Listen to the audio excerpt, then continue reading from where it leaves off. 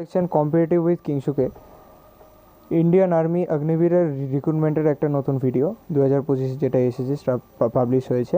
তো তোমরা অনেকেই সেখানে ফর্ম ফিল আপ করেছো, আবার অনেকে করোনি। তো আমি সেখানে দেখিয়ে দিচ্ছি তোমাদের।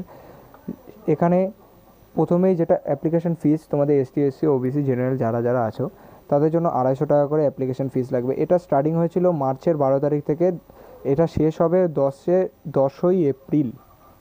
ঠিক আছে, 10ই এপ্রিল এটা শেষ হবে। তোমরা দেখে নাও। তোমাদের যেটা থাকবে রিক্রুটমেন্ট রয়েলে এজ লিমিট, তো এজ লিমিটটা নিয়ে সবচেয়ে বড় ম্যাটার হচ্ছে এজ লিমিটটা। এবার এজ লিমিট 21, তার মানে 17.5। এবার যেটা 2025 ডিসেম্বরের থেকে সে ধরেছে, ঠিক আছে। 17.5 যাদের এবার হয়েছে তারা অ্যাপ্লাই করতে পারো, 17.5 থেকে 21 বছর অবধি এটা অ্যাপ্লাই করতে পারবে, ঠিক আছে। তো তোমরা দেখে নাও অগ্নিবীরে টোটালি এখানে 17.5 থেকে শুরু হয়। এবার 8 পাসেরও ভ্যাকেন্সি আছে, তোমরা দেখে নাও। ক্যান্ডিডেট শিডিউল কোয়ালিফিকেশান, এরা মেনলি কোয়ালিফিকেশান এবার কী লাগবে। তোমরা যদি সিম্পলি 10 পাস করে থাকো তাহলে তোমরা এখানে অনলাইন অ্যাপ্লিকেশন করতে পারবে। তোমরা যদি 12 পাস করে থাকো এখানে ক্লার্কে অ্যাপ্লিকেশন করতে পারবে। তোমরা যদি আইটিআই পাস করে থাকো সেখানে বিভিন্ন ট্রেডসে তোমরা অ্যাপ্লাই করতে পারবে, ঠিক আছে। এখন হাইট, চেস্ট, ওয়েট ক্রাইটেরিয়াটা এবার দেখে নাও। হাইট তোমাদের 166 সেন্টিমিটার যারা জিডি, কিন্তু জিডিতে না মেনলি তোমাদের 170 সেন্টিমিটারই লাগে, ঠিক আছে। তো জিডির ক্ষেত্রে তোমাদের 170 সেন্টিমিটার হলে ভালো হয়। তোমরা যখন নইলে র্যালিতে যখন যাবে না এক্সাম কোয়ালিফাই করে, তো তোমাদের সেখানে প্রবলেম হতে পারে। কারণ অনেক আর্মি আছে সেখানে ক্যাম্পে ওরা মানতে চায় না, কারণ আমার সাথে এরকম হয়েছিল। বাট আমার 170 সেন্টিমিটার ছিল, আমার কোনো প্রবলেম হয়নি। আমার যে পেছনে ছিল তার প্রবলেম হয়েছিল, আমার যে পার্টনার ছিল, ঠিক আছে। তো এখানে দেখে নাও, চেস্ট তোমাদের 77 সেন্টিমিটার, নর্মালি যেটা লাগবে 77 সেন্টিমিটার, 5 সেন্টিমিটার ফোলাতে হবে। আর্মি অগ্নিবীর টেকনিক্যালে তোমাদের হাইট 165 সেন্টিমিটার, ঠিক আছে। Chest 177 centimetre plus 5 extra 5 centimetre ফোলাতে হবে। তো দেখে নাও বিভিন্ন যেখানে ক্রাইটেরিয়া আছে, স্টোর কিপার সেমই এখানে আছে, চেস্ট সবারই সেম আছে, বাট হাইট একটু মেজারমেন্ট আপ ডাউন আছে। 162 কোনোটায় 166, ঠিক আছে। কিন্তু এখানে মেনলি যেটা আছে 8 পাস তোমরা যে করেছো, 8 পাসের যেটা আছে সেটা তোমরা দেখে নাও।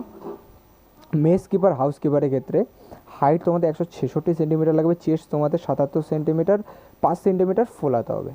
তো দেখো, পে স্কেল, পের স্যালারি হচ্ছে সবচেয়ে বড় ম্যাটার করে, ঠিক আছে। এখন পে স্কেল যেটা আছে তোমরা যেটা ফিক্সড আছে, ঠিক আছে, ইয়ারলি যেটা স্যালারি তোমাদের প্রত্যেক বছর যেটা স্যালারি তোমাদের ইনক্রিজ হবে, ঠিক আছে। তোমরা যদি হাই রিস্কলি জোন, ঠিক আছে, যেটা হাই অল্টিটিউড এরিয়া যেগুলো আছে সেগুলোর ক্ষেত্রে তোমরা আর্মি অগ্নিবীরে যারা যাবে হাই অল্টিটিউড এরিয়াতে তোমাদের স্যালারিটা একটু দ্বিগুণ হয়, ঠিক আছে। অটোমেটিক ওটা একটা স্কিম থাকে সেটাতে বাড়িয়ে দেয়। কিন্তু নর্মালি তুমি 30,000 পাবেই, 30,000-এর উপরে যারা হাই অল্টিটিউড এরিয়াতে থাকবে তারা 30,000-এর উপরে পাবে, ঠিক আছে। এখন সেকেন্ড ইয়ার যেটা আছে, সেকেন্ড বছরে তোমরা পাবে হচ্ছে 33,000 মিনিমাম পাবেই। তার চেয়ে উপরে যারা হাই রিস্ক জোনে থাকবে তারা।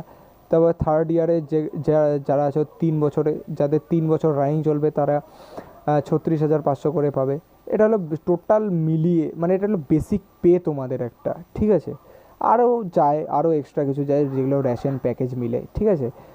তো লাস্ট তোমাদের 4 বছর, তো আর্মি অগ্নিবীর স্কিম তো 4 বছর, তো 4 বছরের ক্ষেত্রে তো তোমাদের সেটা দাঁড়াবে হচ্ছে 40,000, মিনিমাম 40,000 তোমরা পাবেই। তার চেয়ে যদি তোমরা হাই অল্টিটিউড এরিয়াতে থাকো সেখানে আরও বেতন তোমাদের ইনক্রিজ হবে। রিক্রুটমেন্ট প্রসেস, মেনলি হচ্ছে রিক্রুটমেন্ট প্রসেস। তোমাদের রিক্রুটমেন্ট প্রসেস কী বলেছে, রিক্রুটমেন্ট প্রসেস তোমাদের ফার্স্টে তোমাদের সিবিটি এক্সাম হবে। দেখো এখানে বলেই দিয়েছে, recruitment process will be conduct in 2 faces, দুটো ফেসে এখানে তোমাদের হবে। দেখো সেকেন্ড ফেসে কী বলেছে, সেকেন্ড ফেসে বলেছে I will be online common entrance exam at computer basis, যেখানে তোমাদের সিবিটি টেস্ট হবে, কারণ অ্যালাউটেড, ঠিক আছে, সেন্টার যেটা তো তোমাদের থাকবে সেই বেস টেস্টের যেটা সিবিটির যে সেন্টার তোমাদের যেখানে এক্সাম পড়বে, হ্যাঁ, এক্সাম সেন্টার যেখানে পড়বে সেখানে তোমাদের ক্যান্ডিডেটে তোমাদের সেখানে এক্সাম দিতে হবে। এক্সাম তোমরা যদি কোয়ালিফাই করো তাহলে তোমাদের সেই ক্ষেত্রে তো একটা মেরিট লিস্ট জারি হয়, সেই মেরিট লিস্টে তোমার যদি নাম থাকে তাহলে তুমি একটা তাহলে তুমি গ্রাউন্ড আর ফিজিক্যাল মেডিকেলের জন্য তুমি ডাক পাবে। ফিজিক্যাল, তারপর তুমি ফিজিক্যালে ডাক পাবে, মেডিকেল তারপরে, ঠিক আছে। ফিজিক্যালে যদি তুমি ক্লিয়ার করতে পারো, ফিজিক্যাল ফিটনেস টেস্ট, ঠিক আছে, সেটা যদি তুমি ক্লিয়ার করতে পারো তাহলে তুমি সেকেন্ড থার্ড যেটা তোমার থার্ড আছে সেটা হলো তোমার মেডিকেল টেস্ট। মেডিকেলে কিন্তু অনেকে আউট হয়, তোমরা কিন্তু এটা মাথায় রাখবে। মেডিকেলে তোমাদের যাতে কোনো বডির কোনো কিছু ডিসপুট না থাকে, তোমরা এটা কিন্তু সেই ক্যাপাবিলিটিটা নিয়ে চলবে, এই মেন্টালিটিটা নিয়ে তোমরা চললে ভালো হয়, ঠিক আছে।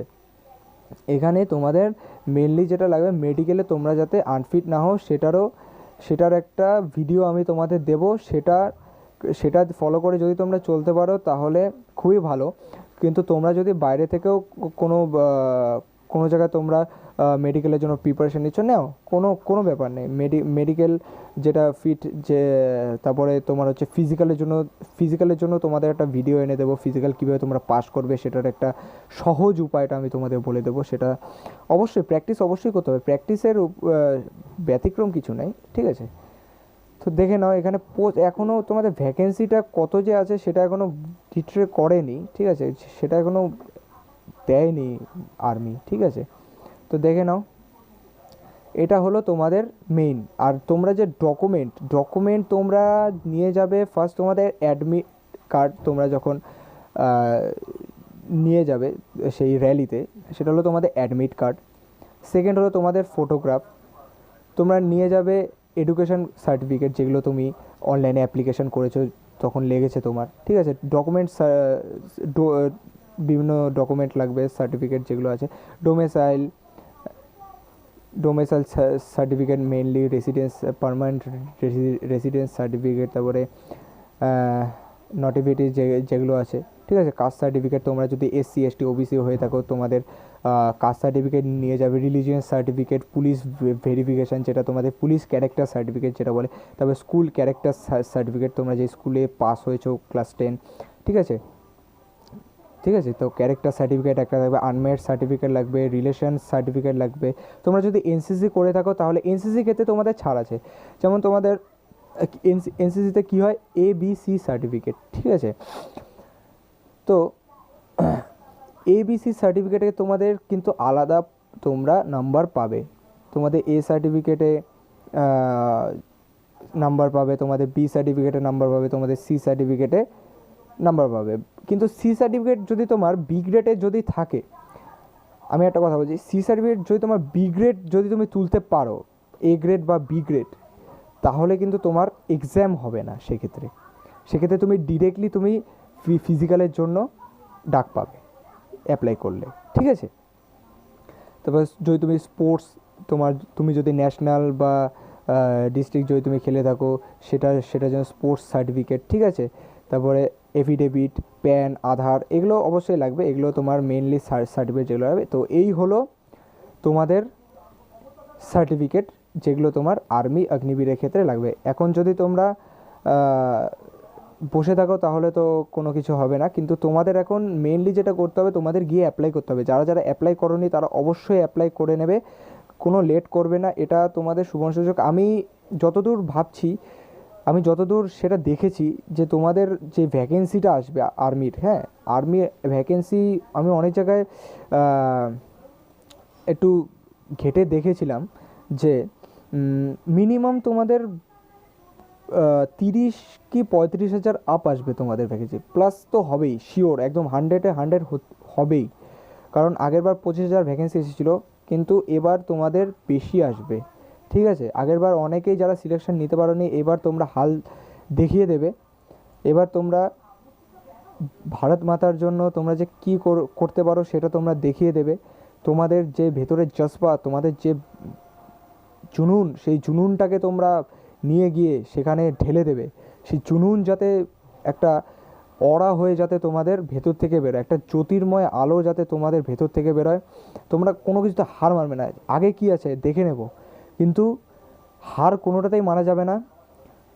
আর্মি মানেই তোমরা জানো, আর্মি মানেই স্যাক্রিফাইস। আমি আর্মির জন্য নতুন একটা ভিডিও আমি আরেকবার নিয়ে আসবো, সেটাতে আমি এক্সপ্লেন করবো হোয়াট ইজ আর্মি, আর্মি মানে কি, আর্মি কারা, কি আর্মি, সেটার জন্য আমি আলাদা ভিডিও নিয়ে আসবো। ততক্ষণে তোমরা আমাদের এই ভিডিওটি তোমরা লাইক করে দাও, চ্যানেলটা সাবস্ক্রাইব করে দাও, কমেন্ট করো যে কোন পার্টটা তোমাদের ভালো লাগলো, ঠিক আছে। তো আবার দেখা হচ্ছে নতুন ভিডিও পেতে, ততক্ষণের জন্য জয় হিন্দ, জয় ভারত।